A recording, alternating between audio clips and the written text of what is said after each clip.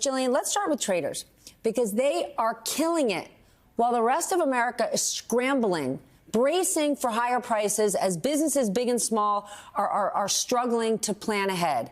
How does Scott Bessent still make the argument this is all about Main Street's turn? Well, traders are indeed like vultures. When they see the bodies on the street, they start flapping and they start being able to find an advantage somehow. The reality is that Scott Bessent's argument, which is echoed by a number of the ideologues around President Trump right now, is that they're going to reorientate the economy away from excessive financialization.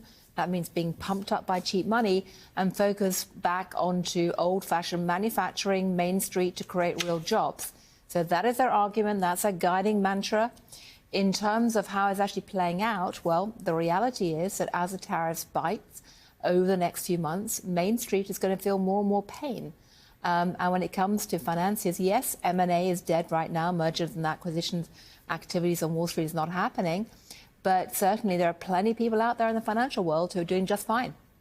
I cannot find a single investor here or abroad or business person that I talk to, even those who support the president, who feel like the last 2 weeks, the rollout, the execution of this tariff plan is not without enormous flaws. Well, we spoke at the Financial Times to Jamie Dimon today, head of JP Morgan, who essentially said that this is likely to leave the U.S. losing credibility in the eyes of the world. And you can see that by how investors are happening. It's not just the fact that they're behaving. They're not just going for gold. There was a big survey from Bank of America out this morning which shows that global investors have gone from being overweight America, meaning having more U.S. assets than the rest of the world, to being massively underweight all of a sudden. The reason for that? Liberation Day. Luke, how is the White House managing this? Besides what the press secretary, Carolyn Leavitt, will propose or what she'll say from the podium in the White House press briefing room, at best, this has been a complete mess. At worst, an utter disaster. What do people inside the White House actually believe about this rollout? Right. Well, I mean, quietly, they all are admitting that this went very poorly, obviously. For the bond market to downturn the way it did, for Trump to have to back off the tariffs after insisting repeatedly that he would never change his plans. Obviously, there was a big change in plans. They had to back off some of these tariffs, and now they're having to rush to negotiate something like 150 trade deals in 90 days. This is a huge undertaking. Now, publicly, what they'll say is it was all part of the plan. What you saw was the master negotiator, the art of the deal. You and the media were too dense to realize you were watching the master at work. But quietly, they had to scramble at the last minute to change things once the markets were tanking. That's just the truth of it. This was not part of the plan, and it went very poorly, and they had to change direction. Natasha, let's talk about the IRS, because you wrote for the Washington Post today about Trump's gutting of the agency. It seems pretty clear. You gut the agency, it makes it significantly harder to collect taxes and easy for people to cheat. Am I wrong? You are absolutely right. And today it's important to understand the IRS misses out on about $700 billion in owed taxes each year. That's about 3% of GDP on an annualized basis. And disproportionately, they're missing out on revenue that's coming from the very top of the distribution because regular people are sort of having their taxes withheld automatically. There's no real opportunity for them to evade their wage and salary income.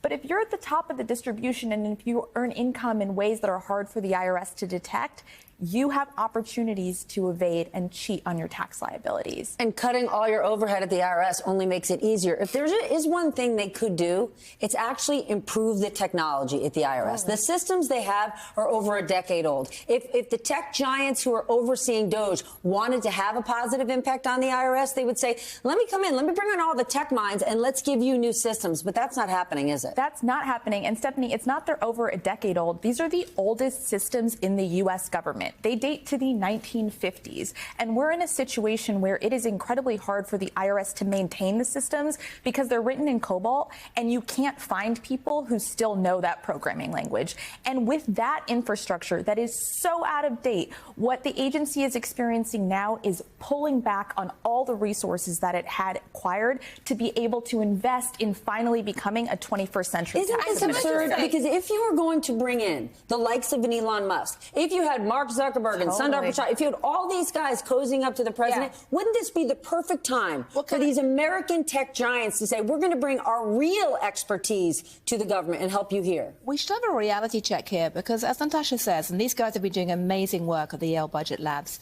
recently, but if it's a case that $700 billion is going uncollected each year, that is more than 4 times what Elon Musk says he's found to save in Doge. So, frankly, he could stop all this Doge stuff immediately and just focus on using his digital brilliance to focus on making the IRS actually work, and he'd get a lot more money for his buck. The fact that he's not begs the question. John, I'm sorry it's taking me so long to get to you. When I have fierce, fabulous finance female minds here. Feisty. My attention stays here in New York. John, loads and loads of people like the idea of smaller government and the government spending less money. But when the Americans start to realize that those cuts are affecting their lives, right? As much as we love to hate on the IRS, if suddenly people aren't getting their refunds quickly, if they can't get the support they need, aren't they going to get frustrated quickly? Yeah, if government doesn't work for them the way that they've come to expect it working for them, they will get frustrated. If you cut down Social Security offices and people can't get their Social Security checks, they're going to find that's a problem. If national parks are closed because there aren't enough people to service the parks, people are going to notice that. So you go through all the different things that government services that the government provides in services that people don't even think about because they take them for granted because they're there.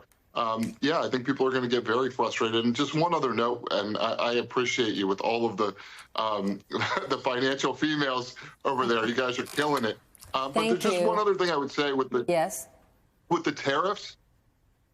There's all these people that pretend that Donald Trump is playing 4-dimensional chess, 5-dimensional chess, and all I would say is just because you're playing it doesn't mean you're any good at it. And what we've seen already with these economic shocks is that the chessboard has been overturned. Yeah, it's more like we're playing Hungry, Hungry Hippos, which, let me be clear, is an awesome game, but not a way to set global monetary policy. Luke, I want to talk about taxes in a different way, because after Harvard stood up to the president, lots of people today have said, you know, Harvard won. Harvard did the right thing.